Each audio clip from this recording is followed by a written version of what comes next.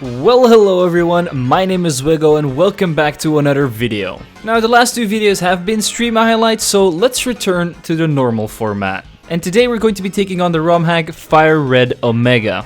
It is an enhanced version of the regular Fire Red with just a lot more Pokemon implemented in there, and the difficulty in this game is also way harder than regular Fire Red, but of course not as hard as Emerald Kaizo and those Romhacks. And today I'll be playing as the Team Rocket boss, Giovanni. But we won't just be going with this regular Fire Red team, we're going to be picking up all of the Pokemon that he has ever used in all of the mainline series Pokemon games. So this includes the Pokemon Black 2 Championship battles as well. The rules for this one are going to be pretty simple. I can only use Giovanni's team in battle.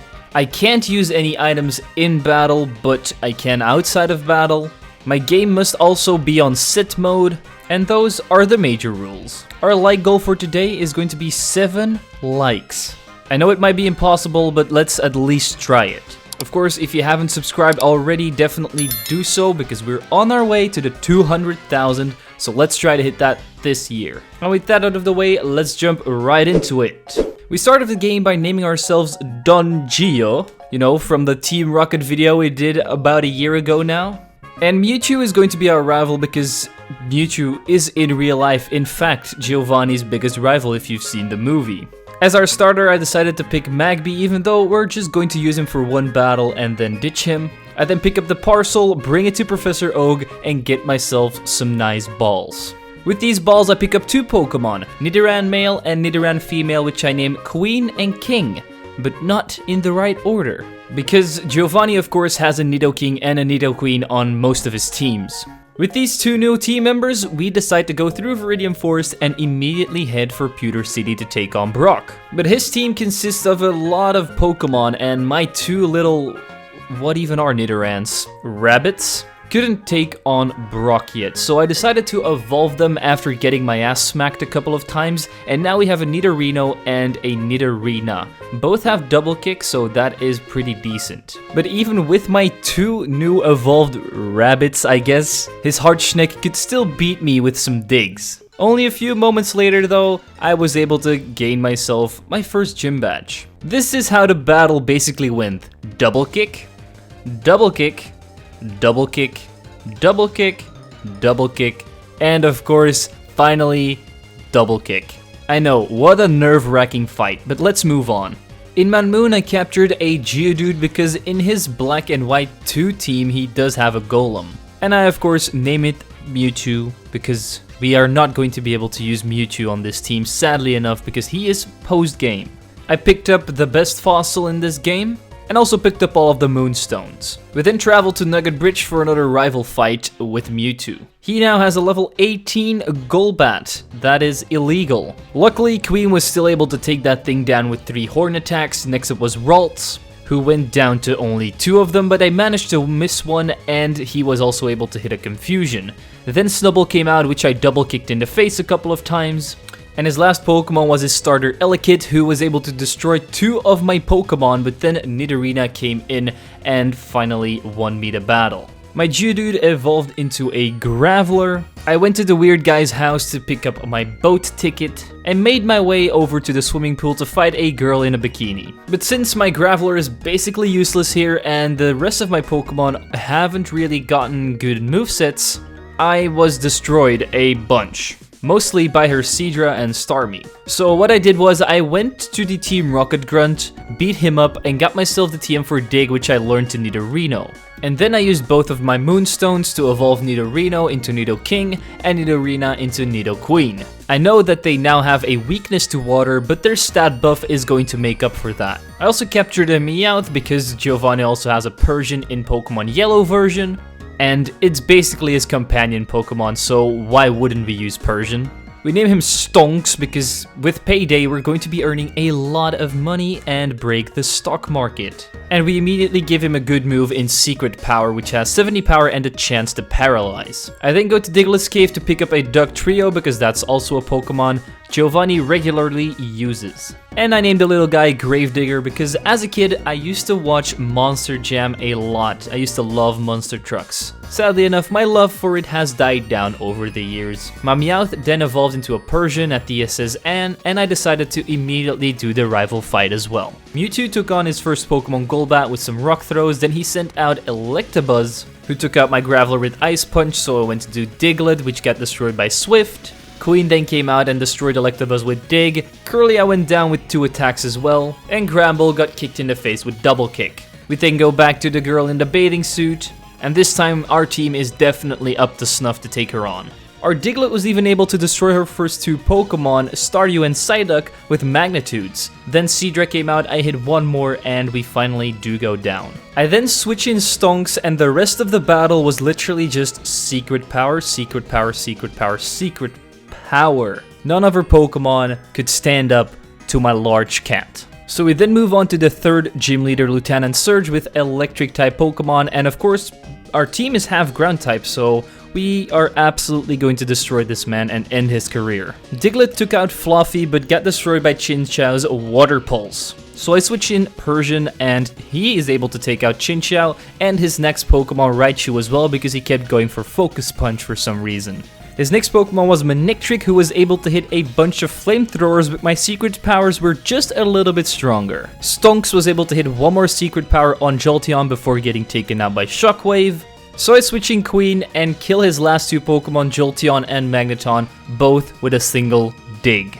While making my way up to Rock Tunnel, my Diglett evolved into a Duck Trio. We hiked through Rock Tunnel without any problems and reached Erika's gym. But of course, as you may know, my team is mostly ground type, so we absolutely got our ass handed to us once again. Mostly by her Ludicolo with Rain Dance, then Swift Swim, and then spamming Surf. So I decided to just go to the Team Rocket hideout and take on this imposter over here. My Duck Trio was able to take out his first Pokemon Rhyhorn with a Magnitude, but then his second Pokemon Kingler came out. I was able to hit 2 Magnitudes, but because of Kingler's massive defense stat, we did get destroyed by Mud Shots. So I went into Stonks and 1 more bite took it out. Then Vibrava came out, that thing took 3 secret powers to the face before going down. His Kangaskhan then came out, I hit 1 more attack, but a double edge was too much for my cat. So Mewtwo came in, and with 2 more Magnitudes, the Kangaskhan finally fell. My Tiana then took out my Graveler, so I switched to Nidoqueen. And Nidoqueen double kicked both of his last Pokemon into another dimension. With all of this money I earned from beating him, I decided to pick up some TMs. I replaced Double Kick on Nidoking for Brick Break, Scratch on Nidoqueen for Aerial Ace, and then I went back to the gym. But our team fell to Vileplume's Giga Drains and Ludicolo's Surfs once again. So I spent all of my last money on coins in order to get the TM for Ice Beam, which I decided to give to Nidoking. With Ice Beam, my next attempt was an easy win. Her first Pokemon is a Victory Bell, so I lead off with Nidoqueen and take it out with some Aerial Aces. Then Ludicolo comes out, I hit 1 more before going down to Surf. So I switched in Persian and a lot more secret powers finally took down the Ludicolo. She then has a Blissey, weird grass type Pokemon if you ask me, and with its thickness it took out my tiny little kitten. So I went into Queen and 1 more Brick Break finished it off, then Bellossom came out, which we take out with some Ice Beams, Jump Love as well, and her final Pokemon, Vileplume, also can take a few Ice Beams. Since we just got the Silph Scope, we can now head on to Pokemon Tower where we take on our rival again. He has a Golbat as his first Pokemon, so I lead off with Nidoqueen and 2 Aerial Aces take that out. Then his Electabuzz comes in. So I go for a dig, and that also one-shots. Celio then destroys my Nidoqueen with Ice Beam after I hit a double kick. Go for the Brick Break to finish it off. Then Curlia comes out, I go for Ice Beam, and I freeze her. Then another dig takes it out, and Houndoom is up next. But he also goes down to 1 dig, so that's our rival fight out of the way. So I decide to go to the Silph Co next and not go to Koga actually. This was not a good idea because I couldn't even beat my rival. Just because the jump up in levels here is actually insane. He has level 50 Pokemon while I'm here with my level 42 team. So I left Silph Co alone for a moment and went on to Koga.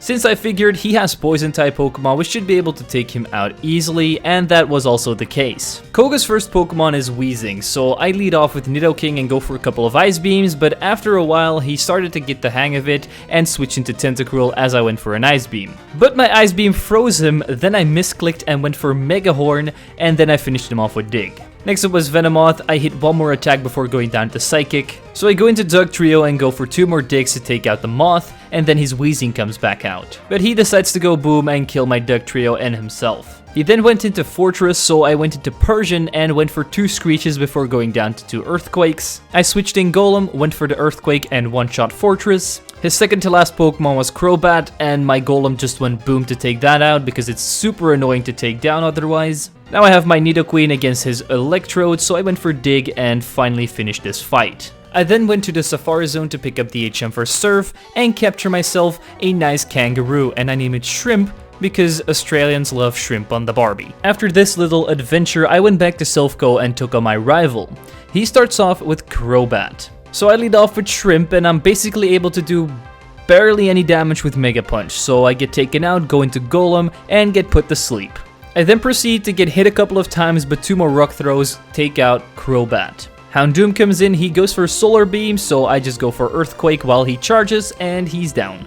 Walrein then finally put an end to my Golem's terror with Blizzard, so Persian had to come in and screech the Walrein a couple of times. But while I did that, he did set up some curses and eventually took me out before I hit him with a secret power. Luckily, Dugtrio could take him down with Magnitude, then Electabuzz came out. He hit my Dugtrio with Ice Punch, but I survived and a Magnitude also finished him off. Gardevoir then survived a Magnitude 10, took out my Dugtrio, Nidoqueen came in and finished off my battle. So now it's time for the second imposter fight with Giovanni. Giovanni, weirdly enough, also has a Houndoom, so I started off with my boy Dugtrio and digged it in the face. He then went into Cloyster, so I went into Persian, went for the Screech, and then some Bites, even though Bite isn't even a physical type move in this game because it's Gen 3.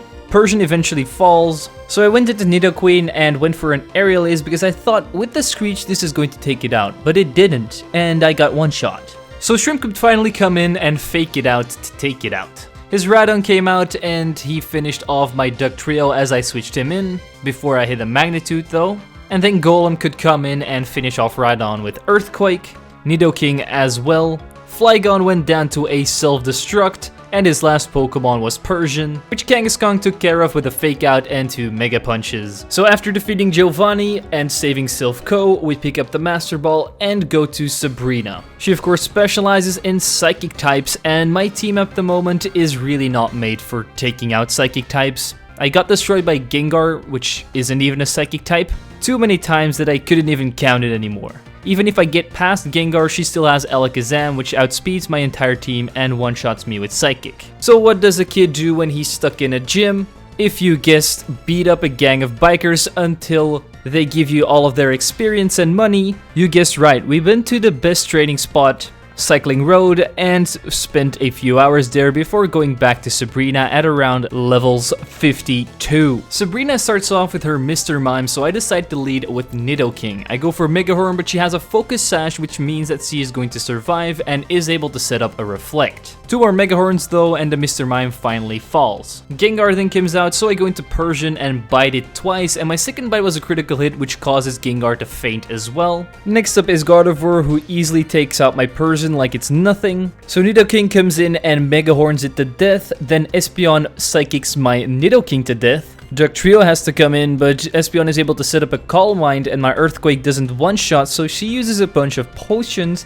and eventually one-shots me with Psychic. Shrimp then uses Fake Out to take out Espeon, and Jinx then comes in. And a couple of Dizzy Punches later, we defeated that thing as well. Last is Alakazam, who of course takes out my Kangaskhan, so I go into Golem. I managed to survive an Ice Punch and then counter with an Earthquake to win my 6th gym badge. After that, we can finally use the HM for Surf, and what do we do if we need to cross a pond? Of course, we surf on top of a kangaroo. We go through the entire mansion and go fight this bald-ass gym leader who lost his hair because his fire-type Pokemon burned it off. Blaine starts off with his Fire Doggy, which conveniently has the Intimidate ability, so my Nidoking sadly enough loses this matchup. And so I switch in my Dugtrio after that, and he's able to take out Arcanine, Ninetales, Typhlosion, Blaziken, and Magmar, all just with some simple Earthquakes. But then his final Pokemon, Solrock, comes out, and that thing is something different. It easily takes out my Dugtrio like it's nothing, so I switch in Persian to hit some Screeches. Then Persian also goes down, so I then go into Shrimp. He's able to go for a Fake Out and some Dizzy Punches, but the Solrock kept on healing up with a Wrist, and then used Sleep Talk, and even with that strategy, it was able to take down my Kangaskhan. So I went into Nidoqueen and finally finished off this Solrock with a Superpower and a Bite. That finally gives us our 7th Gym Badge after Solrock destroyed literally half of my team. We then skip through the Civvy Islands because who wants to do that? And so we go to the final gym battle with ourselves. But he actually has a better team than us. And believe it or not, but the Pokemon that gave me the most trouble by far was his Swampert. Yes, the irony. But the thing was, this Swampert knows Hydro Cannon, and these moves have been altered in this game. Hydro Cannon doesn't make you recharge a turn, it just has lower accuracy. But still the same 150 base power, which basically one-shots like 85% of my entire team. The only one that could really stand up to him was Kangaskhan with Fake Out and Dizzy Punches, and hopefully just confuse him a couple of times with those Dizzy Punches as well. Besides that, he also does have a Tyranitar, which can get annoying, and then a Cacturne as well with Sand Veil, so I miss a bunch of moves against him a lot of the time. And then he just sweeps with Needle Arm. So this fight took me a while to beat, but I did eventually do it without any more grinding. I did have to learn Solar Beam to my Kangaskhan because that would be better against Swampert. Giovanni starts off with a Flygon, which he can easily take care of with an Ice Beam from Nidoking. Persian comes as fast as he goes with a Brick Break. Tyranitar surprisingly survives a Brick Break, so we get taken out, of course. So Gravedigger came in and killed Tyranitar with Earthquake. Swampert then came in, so I switched in Mewtwo to sack it by a Hydro Cannon, and then bring in Stonks to go for 2 Screeches before also going down to Hydro Cannon. Now my Kangaskhan could come in and go for 2 Dizzy Punches to finally take out Swampert. I also hit one more Surf on Rhydon before going down, switching in Dugtrio and taking out Rhydon with Earthquake. His last Pokemon is Cacturne, so I hit one more Slash before going into Nidoqueen, going for an Aerial Ace, and then taking it down with some more superpowers. With that, we have earned our final Gym Badge, which means that we can go to our final rival battle before the Elite Four. He once again starts off with Crobat, so I lead with Nidoking, go for Ice Beam, but then the next Ice Beam, he switches into Walrein, so I basically do no damage. Shrimp can come in, go for the Fake Out and some Dizzy Punches, taking Walrein down into red health before going down himself. And then Nidoking can come back in and finish off Walrein with Brick Break. Electabuzz then comes out, so I go for the Dig but get outsped by an Ice Punch.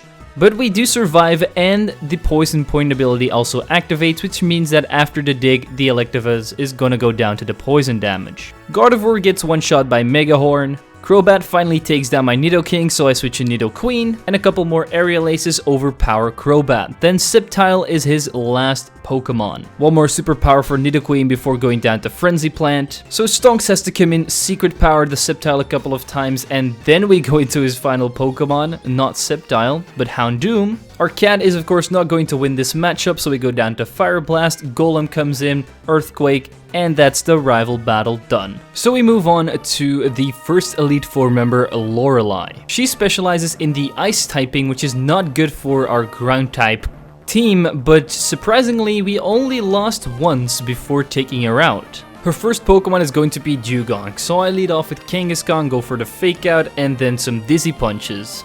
And even after she used a full restore, we can still win this matchup. Her next Pokemon was Slowbro, but my Kangaskhan was still able to hit some Dizzy Punches before getting put to sleep and eventually going down to some Surfs. So Nidoking came in and the Mega Horn finished off the Slowbro. She then has a random Wigglytuff, which we one-shot with Brick Break, a Milotic with a weird looking sprite, which we also take down with 2 Mega Horns because our second one was a critical hit, so that's pretty lucky. Then a Walrein, who I Brick Break a bunch of times to also take out because our Nidoking was able to survive a Surf. But Nidoking finally falls at her last Pokemon, Lapras, but we did hit one more Brick Break. I then switch in King and go for some superpowers, but she uses, of course, some full restores, so we are also going down here by some hydro pumps. And so Gravedigger has to come in, 2 more earthquakes, and we finally defeated Lorelei. So let's move on to Bruno. Bruno was actually harder than Lorelei, and that never happens. His Machamp was just too thick to handle for me, because his cross chops and earthquakes just did way too much damage, and my attacks basically did nothing against this 4-armed beast. But after only a few attempts, I also beat Bruno. The battle starts off with my Kangaskhan against his Steelix, and after a couple of serves, it's washed away. Then a Hitmontop comes out, so I hit one more serve and get absolutely destroyed by High Jump Kick. I then go into King, Earthquake the Hitmontop, and that surprisingly does take it out.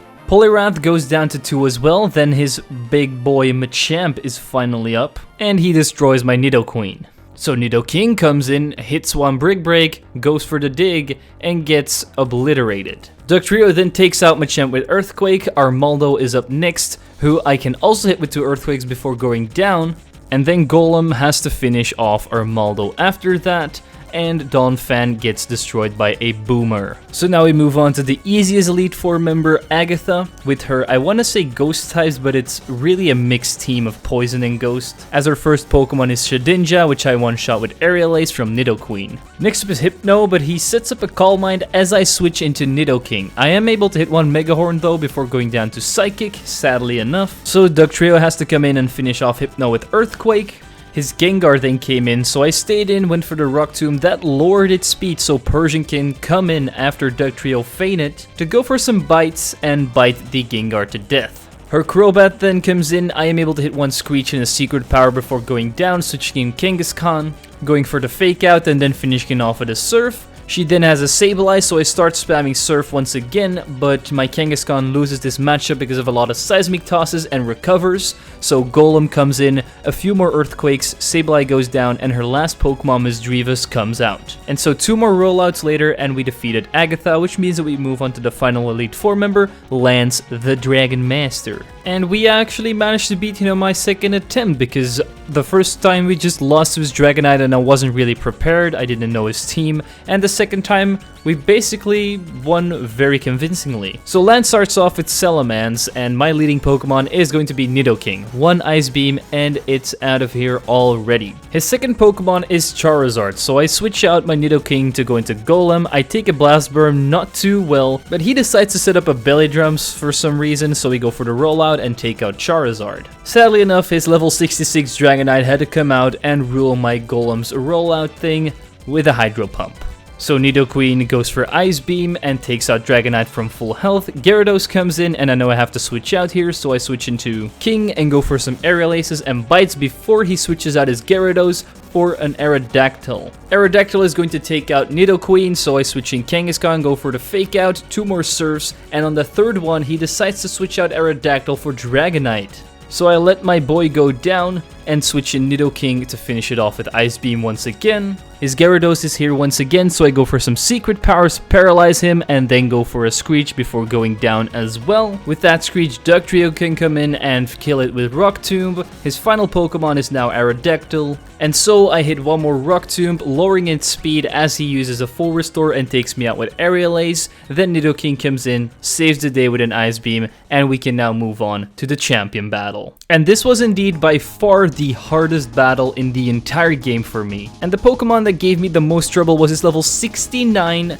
Metagross. So after he destroyed me a couple of times, I decided to learn Fire Blast to my Kangaskhan and replace Solar Beam. After that, I could consistently beat his Metagross most of the time, but then another problem did arise, is Sceptile with Frenzy Plant, which did a lot of damage, and the only way I could basically kill it was if it missed a couple of them. But of course, with my luck, that didn't happen a lot, and when it happened, I went into his final Pokemon Houndoom, but he burned me, which caused my dig to not do enough damage, which meant that I lost the fight. But after about an hour and a half of attempting, I finally got the winning run. He starts off with a Heracross, so my leading Pokemon is of course going to be Nidoqueen, and 2 Aerial Aces can take it down. His Electabuzz then comes in, outspeeds my Nidoqueen, so takes me out. I go into Dugtrio, Earthquake, and Electabuzz is down as well. Next is Wall Rain, so I have to go into Shrimp here, go for the Fake Out, hit some Dizzy Punches until I go down to some Ice Beams, then switch in Stonks to lower its defense with 2 Screeches so Nidoking can come in,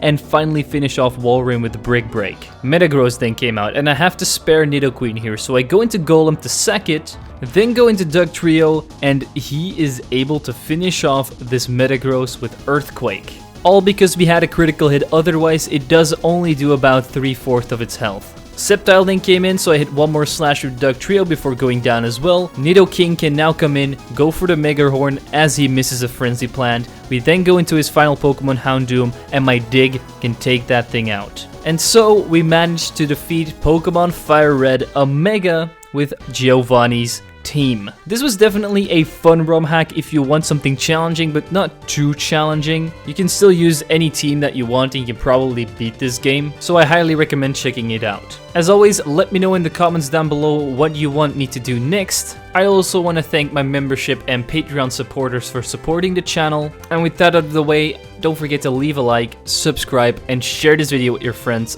I'm Zwiggo, and I'll see you guys next time.